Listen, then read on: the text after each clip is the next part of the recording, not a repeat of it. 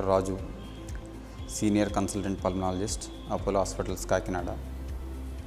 Today, in World Asthma Day, సందర్భంగా ఆస్మా గురించి కొన్ని విషయాలు మనము డిస్కస్ చేద్దాం. వరల్డ్ ఆస్మా డే ప్రతి year first Tuesday of May మంత్లో ఈవెంట్ని సెలబ్రేట్ చేసుకుంటూ ఉంటారు.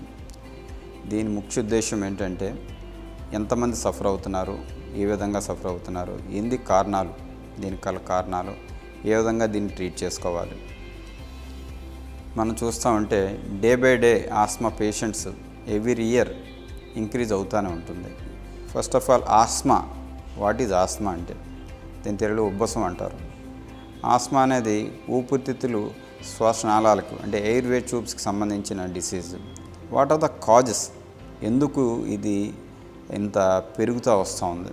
అవుట్ సైడ్ పొల్యూషన్ ఎక్కువ పెరగడం వల్ల, ఇండస్ట్రియలైజేషన్ వల్ల, వెహికల్స్ నుంచి వచ్చే ఈ పొగ, వాటి వల్ల, ఒకటి హెరిడిటరీ, ఒకటి ఎయిర్ పొల్యూషన్ వల్ల వచ్చేది, కొన్ని లైఫ్ స్టైల్ చేంజెస్ వల్ల, స్ట్రెస్ రిలేటెడ్గా కూడా ఆస్మా కొన్ని సందర్భాల్లో ట్రిగ్గర్ అయ్యే ఛాన్సెస్ ఉంటాయి.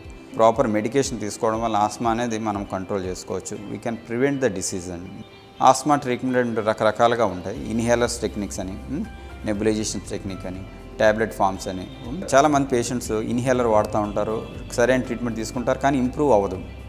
సార్ డాక్టర్ గారు ఇంప్రూవ్ అవుతలేదు అని వస్తూ ఉంటారు. వాళ్ళకి ఒక అపోహ ఉంటుంది. ఇన్హేలర్ చాలామంది చెప్తూ ఉంటారు, ఇన్హేలర్స్ ఎక్కువ వాడడం వల్ల మంచిది కాదు, అలవాటు పడిపోతాం. అలాంటి అపోహలు ఏం పెట్టుకోకూడదు.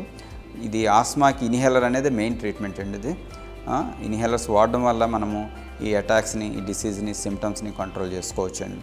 Asma day theme is stop for asthma. So the aim of this theme is create a awareness in the public regarding the asthma and prevent the asthma attacks and asthma diseases. మళ్ళీ నా రిక్వెస్ట్ ఏంటంటే ఇది total public మొత్తం అవగాహన పెంచుకోండి. ఈ total మే నెల మొత్తాన్ని ఆస్మా మంత్ కింద మనము సెలబ్రేషన్ కంటే ఈవెంట్ మనం తెలుసుకుంటూ ఉండాలి. సో దీని విధంగా మనము ఆస్మా డిసీజ్ని చాలా వరకు కంట్రోల్ చేసుకోవచ్చు. సో దట్ హాస్పిటల్ అడ్మిషన్స్ ఇవన్నీ నివారించవచ్చు, వాళ్ళ ఆరోగ్యాన్ని ఇంప్రూవ్ చేసుకోవచ్చు. Thank you.